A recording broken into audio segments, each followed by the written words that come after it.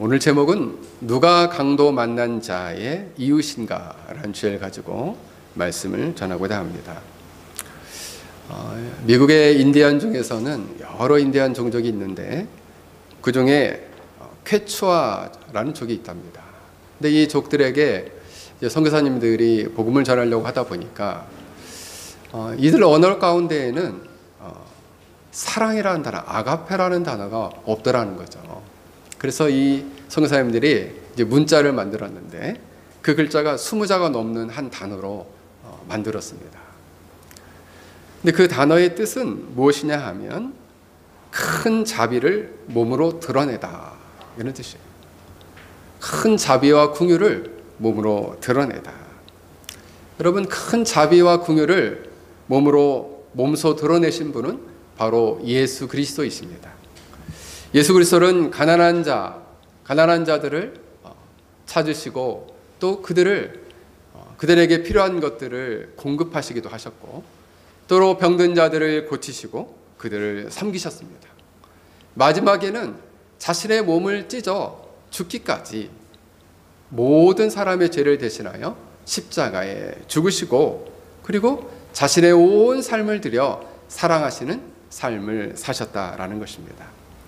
그러면 오늘날 우리가 예수 그리스도의 큰 긍휼과 자비를 입은 사람으로서 신자는 마땅히 어떠한 사람과의 관계에서 어떠한 삶을 살아야 할까요? 오늘 본문의 말씀을 통해서 살펴보고자 합니다. 갈라디아서 5장에 나오는 성령의 열매, 5번째 열매인 자비는 본문에 보면 클레스토테스라는 단어가 쓰였습니다. 이 단어의 본래 의미는 선하다, 친절하다, 우정이 있다, 너그럽다라는 뜻입니다. 그래서 사람들과의 관계에서 매우 관대하고 인자한 태도를 나타내는 것이고, 자신에게 피해를 주었음에도 불구하고 친절하게 그들을 돌보아 주는 것을 말합니다. 그래서 옛날에 그 많은 왕들의 죽고 난 다음에 비문에 항상 들어갔던 단어 중에 하나가 이 단어였다. 이 왕은 이처럼 자비로웠다, 이렇게 그 옛날부터 쓰여 있었다는 거죠. 한자적으로는 이 자자가 사랑할 자자고 빗자는 슬퍼할 비예요. 그래서 마음으로 함께 사랑하고 마음으로 함께 슬퍼한다, 그게 자비라는 거예요. 국어사전적 의미로는 남을 깊이 사랑하고 가엾이 여겨서 그들에게 베풀어 무언가의 혜택을 주는 것이다 라는 것이죠. 여러분, 일반적인 이런 자비의 의미는, 성경에서 말하는 자비의 의미는 조금 그 의미가 다릅니다. 왜냐하면 일반적으로 말하는 자비는 인간 마음 안에서 무언가 누군가의 불쌍한 마음, 연민이 생겨서 그를 돕는 것이지만은, 하나님 백성들, 그리스도인들이 갖는 자비는 하나님과의 관계 안에서 누렸던 그 사랑을 기초로 하여 그 사랑에서 사람과의 관계로 나타나서 그들을 친절하게 대하고 그들을 돕는 것을 말합니다. 그러니까 근본적으로 그 뿌리가 사람에게서 났느냐, 아니면 하나님과의 관계에서 부어지는 그 사랑으로 말미암는 자비인가, 그 뿌리가 다르다라는 것이죠. 누가복음 10장에서 쓰여지고 있는 예수님 말씀하시는 자비는 엘리오스라는 단어가 쓰였는데, 이 의미 역시도 불쌍히 여기다, 그리고 동정하다, 또 자비를 베풀다, 선과 인자라는 뜻을 갖고 있습니다. 그래서 불쌍한 자나 고통받는 자를 구제하고 그들에게 친절과 호의를 베푸는 것을 자비라 말한다. 고대로부터 이 자비라는 단어는 본래 어떤 의미로 쓰였냐면, 오래된 포도주, 집에서 가장 귀한 포도주를 누군가에게 대접한다라는 의미로 쓰였습니다. 그게 뭐냐면 내가 가지고 있는 가장 좋은 것을 누구에게 준다라는 거예요. 그냥 내가 쓰고서 남는 것 중에 그냥 내가 별 필요가 없는 것을 누구에게 주는 것을 자비라고 말하지 않고, 나에게 가장 좋은 것, 그것을 누군가에게, 그리고 나보다 힘들고 어려운 자에게 그것을 베푸는 것을 말하는 것입니다. 그래서 이제 성령의 열매 중에 자비는 이 메커니즘이 어떻게 되느냐, 작동 원리가 어떻게 되느냐 보면, 신명기 4장 31절에 하나님께서는 이렇게 말씀하십니다. 내 여호와 하나님은 자비하신 하나님이시라. 그가 너를 버리지 아니하시며 너를 멸하지 아니하시며 내 조상들에게 맹세하신 언약을 잊지 아니하시리라. 하나님은 자비로우신 분이라는 거예요. 그래서 성령이 우리가 죄를 회개하고 예수님을 구원주로 영접하고 그리고 구원주로 영접했을 때에 예수님의 영이신 성령이 우리 안에 내주하시게 됩니다. 성령이 내주하시게 되면 성령은 하나님은 자비로우신 분이기 때문에 하나님을 닮아가도록 우리를 하신다는 거예요. 성품에 있어서 하나님을 닮아가고 삶에 있어서 행동에 있어서도 하나님을 닮아가도록 그 자비로운 성품을 닮아가도록 하신다는 거예요.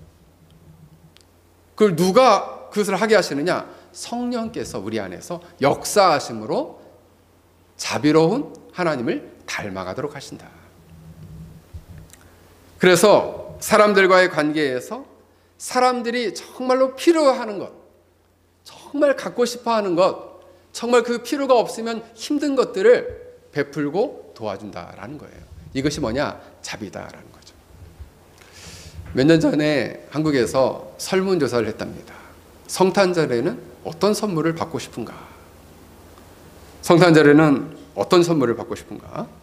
보통 이 성탄절에 선물을 주는 사람들이 누군가 보니까 연인들이 한 28%, 나는 스스로에게 선물을 줘야겠다 17%, 자녀에게 선물을 줘야겠다 15%, 양가 부모님께 선물을 줘야겠다 14.9%, 친구에게 선물을 줘야겠다 13%였답니다.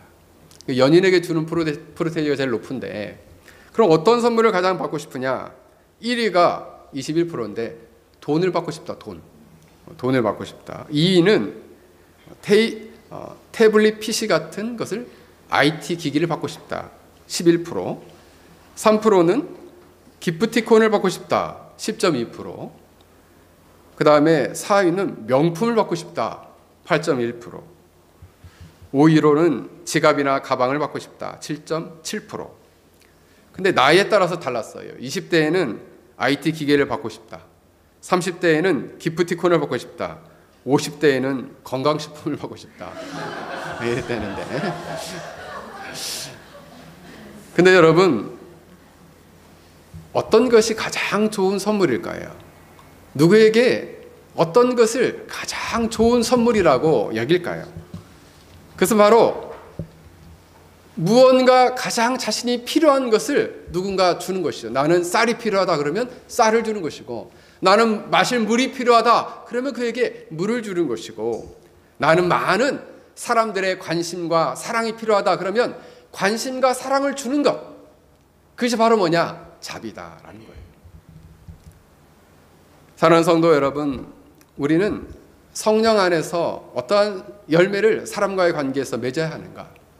우리 주위에 곤고하고 힘든 자들에게 그들이 필요한 것들, 그들이 사랑이 필요하다면 우리가 그들에게 사랑을 흘려보내고, 그들이 나는 너무 관심받고 싶어요 라고 말한다면 그들에게 관심을 가져주고, 그리고 나는 돌봄을 받길 원합니다 라고 하는 사람이 있다면 그들을 돌봐주는 것이 바로 뭐냐?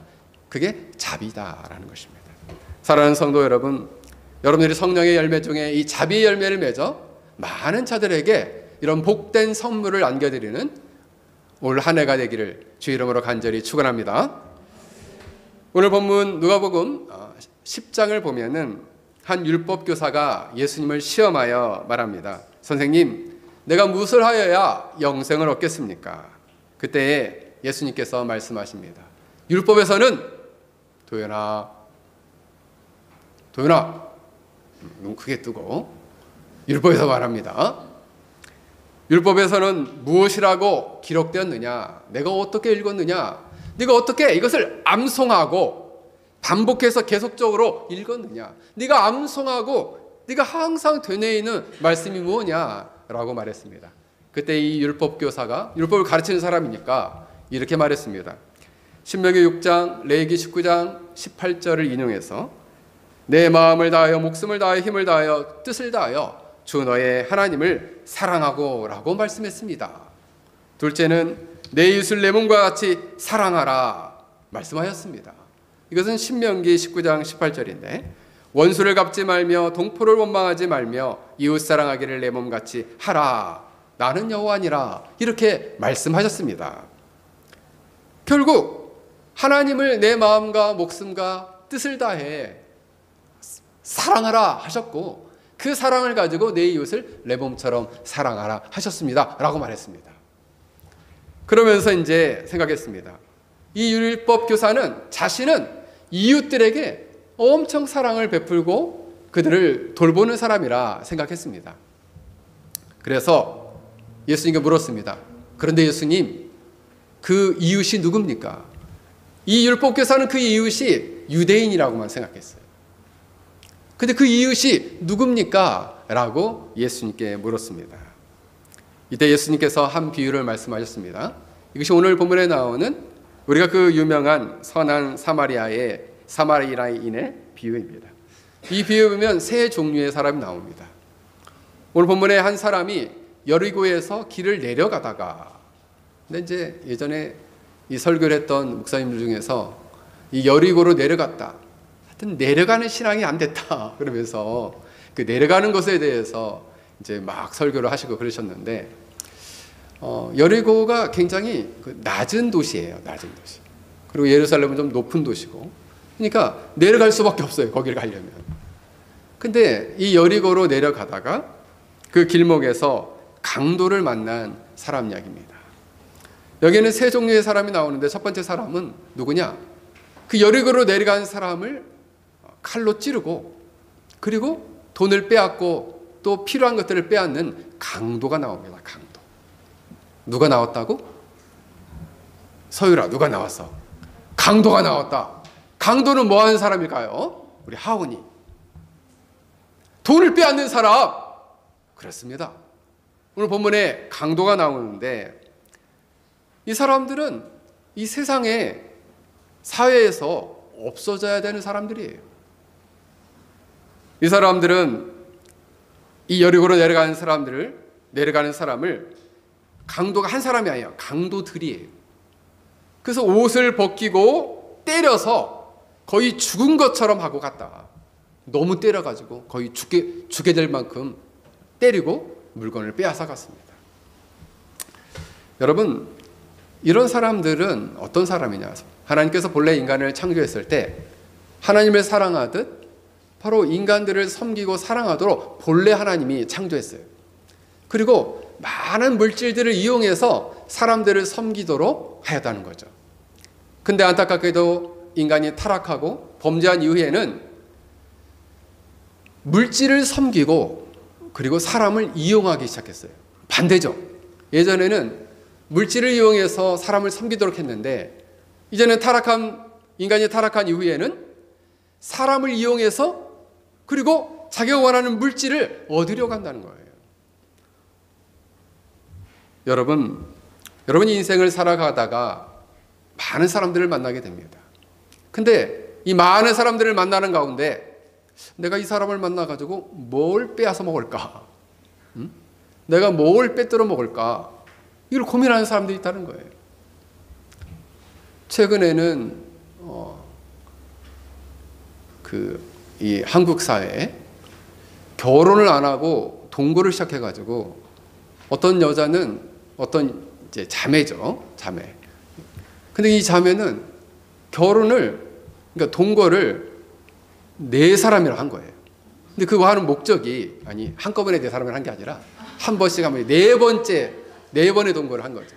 근데 그 이유가 뭐냐? 동거한 지 한 달 만에 통장을 빼앗고 그리고 돈을 1,000만 원, 800만 원, 3,000만 원, 7,000만 원씩 그 돈을 빼앗기 위해서 이 결혼이라는 그리고 결혼을 하겠다. 근데 실제 결혼식도 한 사람도 있어요. 근데 호적에는 올리지 않았어. 그 목적이 뭐냐? 그것마저도 돈을 빼앗고자 하는 목적을 가지고 누군가를 이용하려고 한다는 거예요.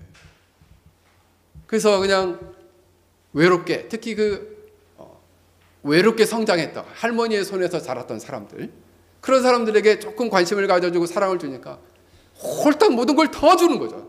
심지어 통장 비밀번호까지 다 주는 거예요.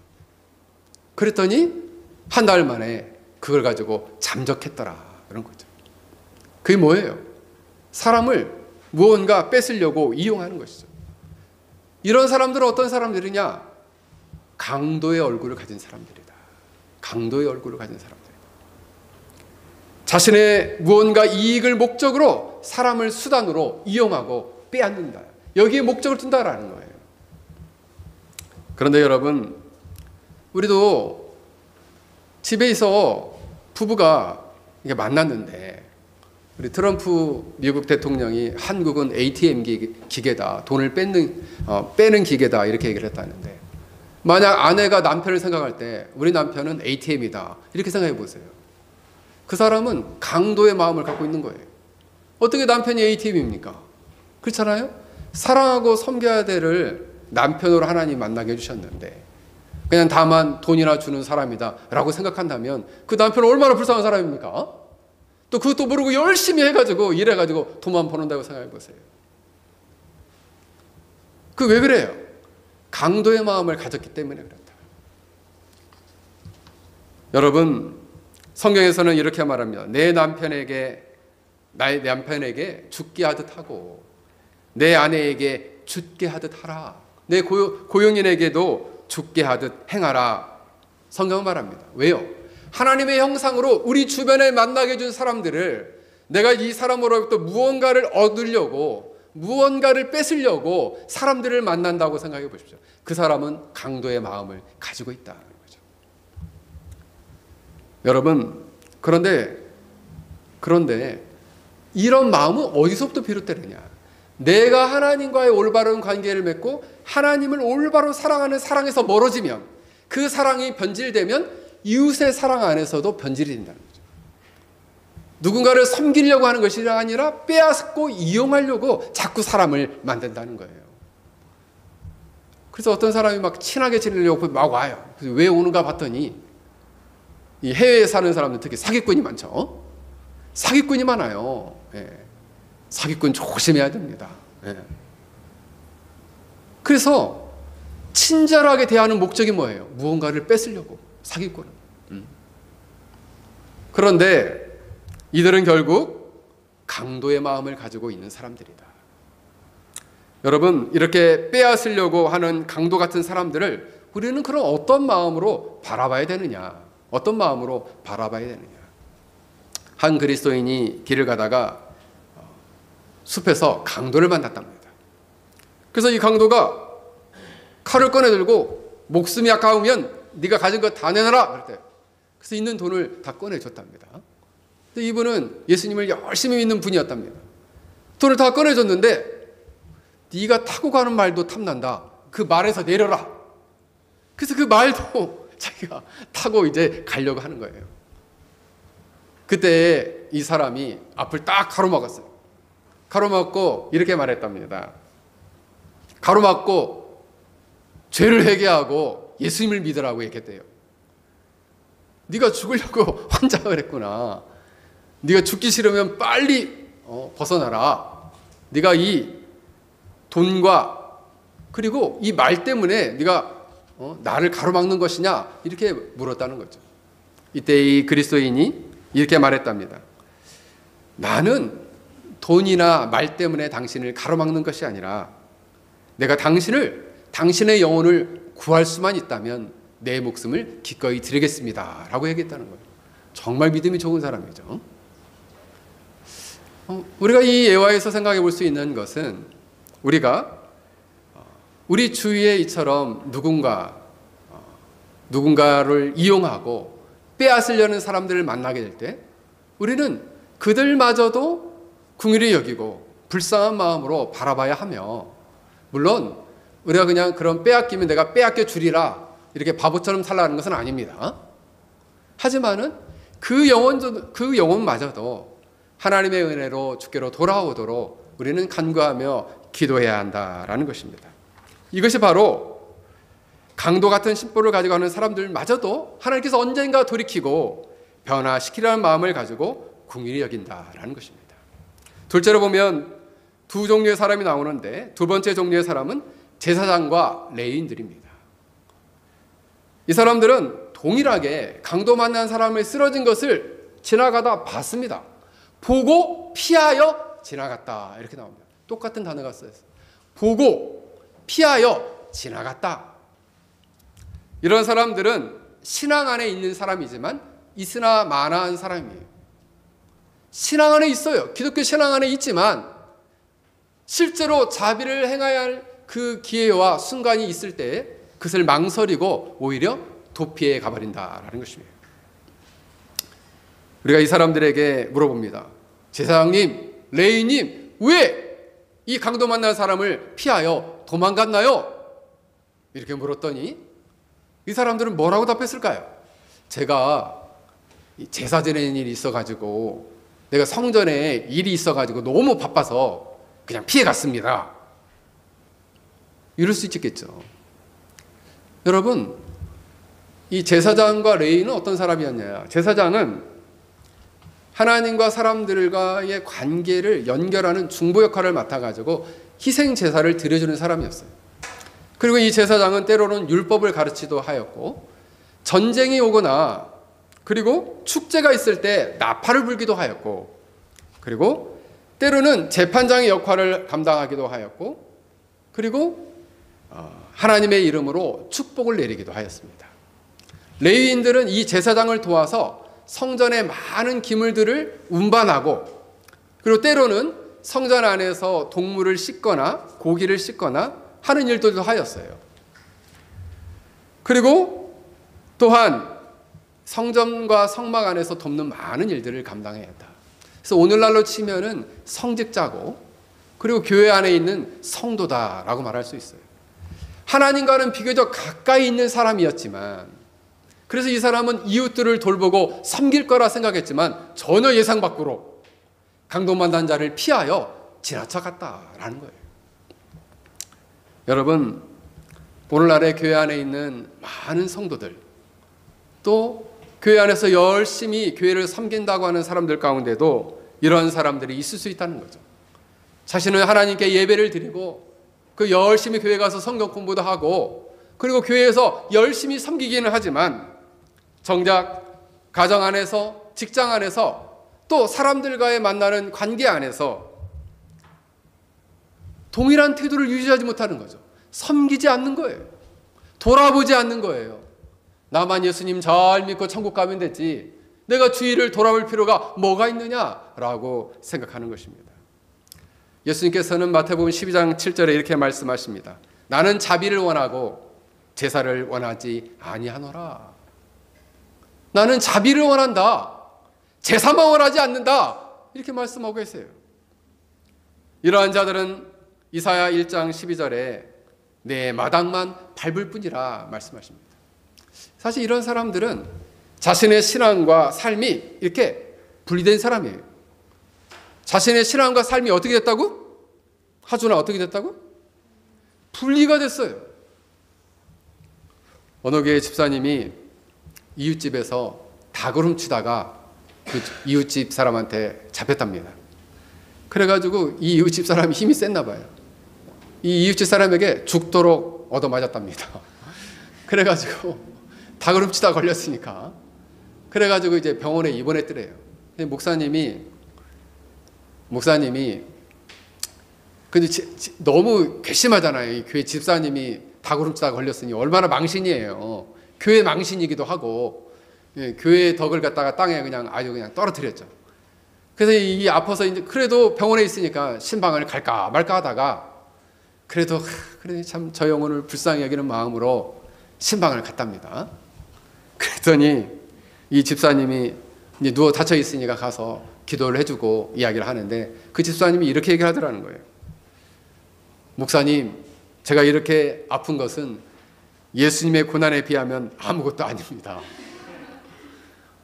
아니, 자기가 도둑질하다가 잡혀가지고 처음 맞았는데 예수님의 고난과는 예수님의 고난에 비하면 아무것도 아니라, 아니 이것을 자기가 잘못해가지고 처음 받은 것을 예수님의 고난에 빗대더라 이거예요.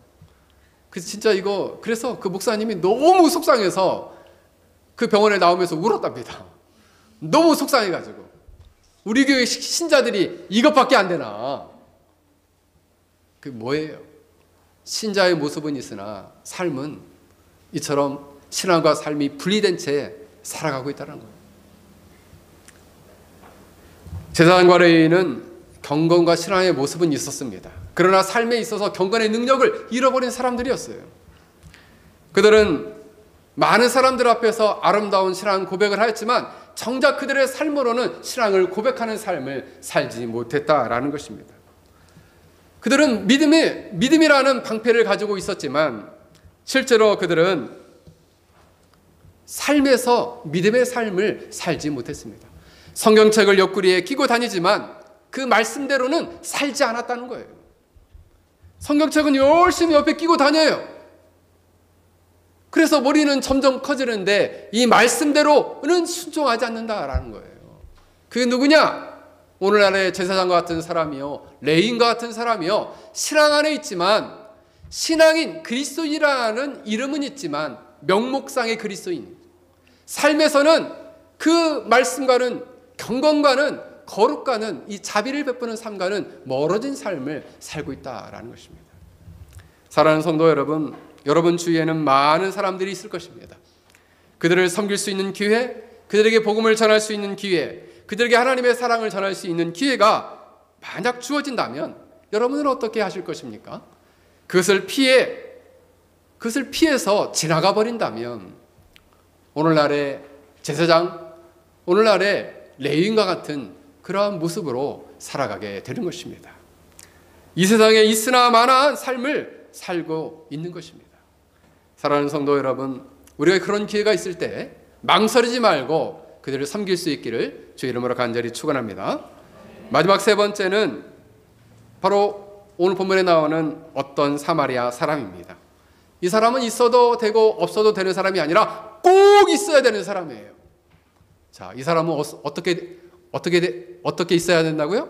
꼭 있어야 돼. 꼭 이 사회에 필요한 사람이다. 오늘 33절에 보면 이 사마리아 사람은 그 내적인 마음이 딱 준비가 되어 있어요. 불쌍히 여겼다. 본문에 보면은 에스프랑크니테스라는 단어가 쓰였는데 이 단어는 측은히 여기다라는 단어의 부정과거형이에요. 근데 이거 뭐냐면 그 마음 가운데 그 사람에 대한 불쌍한 마음이 먼저 있었다는 거죠. 근데 이 긍휼히 여기는 마음, 불쌍히 여기는 마음이 마음에만 머물러 있는 것이 아니라 즉시 그 사람 앞으로 다가갔다 그랬습니다. 그래서 먼저 가까이 다가가서 상처를 살피고 기름과 포도주를 부었다. 여러분, 포도주는 살균 작용이 있고 기름은 그 상처를 덧나게 하지 않는 작용이 있었습니다. 그리고 붕대를 쌓아주었다. 물론 붕대를 가지고 다닐 수도 있지만 자신의 옷 어딘가를 찢어서 그 상처를 싸매어 주었다라는 것입니다. 그리고 이제 정신 차리고 얼른 집에 가시오 라고 말하지 않고 자신이 가지고 있는 말에 태워서 이제 주막, 그 당시로 보면 숙소죠, 숙소. 작은 여인숙과 같은 그 숙소로 태워다 주었습니다.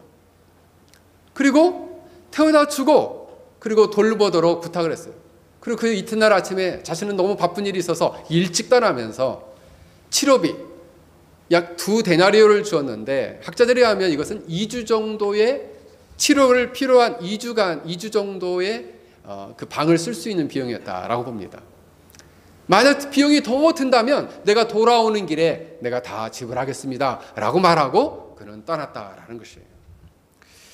여기서 보게 되면 이 어떤 사마리아의 이 사람의 태도는 뭐냐면 돕기는 하되 끝까지 도왔다라는 거죠. 돕는 신용만 하신 것이 아니라 그를 불쌍히 여기는 마음을 가지고 진실한 마음을 가지고 돕고 끝까지 책임을 졌다라는 거예요. 근데 이때에 무엇이 들었습니까? 방새도 들고요. 자기가 가지고 있는 포도주도 부었고요. 기름도 부었고요. 그리고 어땠습니까? 힘을 써서 그 나귀와 말에 태웠죠. 탈 것에 태웠죠. 그래서 자기의 시간을 들이고 물질을 들여서 그를 섬겼다라는 거예요. 여러분, 그래서 우리가 누군가를 자비한 마음으로 돕고자 한다면은 물질이 들어갑니다. 시간이 들어가요. 그리고 마음이 들어가는 거예요. 기도만 하겠습니다. 이게 또 뭐가 좀 소극적이죠. 기도를 넘어서서 시간을 드리고 뭔가 헌신을 하는 거죠. 물질을 드리고. 근데 잘 생각해 보세요. 이 사마리아인이 고쳐주고 치료하고 물질을 준 다음에 내가 이렇게 하면은 나중에 내가 이 손해배상금, 나중에 이제 내가 했던 것을 대가를 나중에 이제 더블로 받아야지, 내가 몇 배로 받아야지, 이런 생각으로 도왔을까요? 그런 마음이 전혀 없었어요. 나는 돈 전혀 이렇게 섬긴 거 아무한테도 알리지 마십시오. 내가 그냥 그를 불쌍히 여겨서 내가 이 사람을 돕는 것입니다. 여러분, 우리가 삶을 살다 보면 이처럼 강도 만난 사람들을 만나게 됩니다. 상처받아서 눈물을 흘리는 사람, 그리고 견딜 수 없는 고통과 어려움에 있는 사람, 때때로 경제적인 어려움 가운데 먹을 것이 없어서 힘든 사람을 우리가 종종 만나기도 한다는 거예요. 인도에서 한 선교사님이 선교를 하다가 있었던 일입니다. 그 선교사님은 집에 있었는데 어떤 한 분이, 동네 분이 찾아와서 하는 얘기가, 선교사님, 우리 동네에 한 가정이 있는데 자식이 8명이나 되는데 오랫동안 먹지 못해서 이 가정이 매우 어렵습니다 라는 얘기를 들었어요. 그래서 이 선교사님이 쌀을 들어가지고 집에 있는 쌀을 좀 이렇게 퍼가지고 며칠 먹을 양을 좀 퍼가지고 이거를 들고 찾아갔답니다. 그래서 이 쌀을 갖다가 이제 밥을 해서 애들이랑 좀 드시오 라고 주니까 그 집에 있던 아주머니 집에 가보니까 그냥 애들이 막 배고파가지고 막 얼굴이 홀쭉해요. 그리고 애들이 그냥 정말 먹은 데가 간 데가 없이 너무너무 어렵게 사는 거예요. 근데 이 아주머니가 그 쌀을 갖다 받자마자 반절로 뚝 나눠가지고 들고 나가더라는 거예요. 그래서 이 사람이 어디를 가나 하고 기다렸더니 갔다 오더니 금방 갔다 오더라는 거죠. 그러면서 어디를 갔다 옵니까? 그랬더니 우리 옆집에 저희 집처럼 굶는 사람이 있어서 나눠주고 왔다라는 거예요. 그래서 그 선교사님이 나눠줬으니까 다시 좀 더 갖다 줘야 되잖아요. 안 갖다 줬대요. 왜 안 갖다 줬느냐? 이 사람들도 배고픈 주위의 사람들을 이렇게 나눠주는 기쁨을 알도록 갖다 주지 않았다라는 거예요. 사랑하는 성도 여러분, 우리 주위에는 말하지 않아도 우리 주위에는 몸부림치고 고통하고 괴로워하는 많은 사람들이 있습니다. 근데 우리가 그들의 고통과 어려움에 귀를 기울이고 있는가? 그리고 우리가 그 쓰러진 이웃들을 향해서 우리가 그들을 다시금 관심을 가지고 자세히 들여다보고 있는가? 우리 자신들을 한번 돌아봐야 합니다. 여러분, 예수님을 생각해 보십시오. 예수님은 언어가 다르고 얼굴색도 다른 유대인의 한 사람으로 이 세상에 오셨습니다. 그런데 얼굴색도 다르고 민족도 다르고 나라도 다른 우리들을 위해서 예수님은 죄짐을 지시고 그리고 우리의 삶의 모든 눈물과 고통과 그리고 외로움과 모든 질병을 담당하시고 피 흘려 십자가에 죽으셨습니다. 우리는 이처럼 예수님의 놀라운 사랑을 받은 자입니다. 그 사랑을 받은 자로서 우리가 가진 소중한 것들을 어려운 이웃들에게 나누며 그리고 이것들을 흘려보내므로 주님의 자비 어린 사랑을 실천하는 복된 신자들이 되기를 주의 이름으로 간절히 축원합니다. 오늘 말씀을 맺겠습니다. 그래서 예수님께서 이렇게 말씀하십니다. 36절에 내 생각에는 이 세 사람 중에 누가 강도 만난 자의 이웃이 되었느냐. 이때 이 율법교사들이 이렇게 말합니다. 자비를 베푸는 자입니다. 예수님께서 말씀하시되 가서 너도 이와 같이 행하라. 사랑하는 성도 여러분, 우리가 강도 만난 자의 이웃은 바로 누구일까요? 바로 성령 안에서 사람과의 관계 안에서 자비를 베푸는 자입니다. 여러분들이 이와 같은 삶을 살 수 있기를 주의 이름으로 간절히 축원합니다.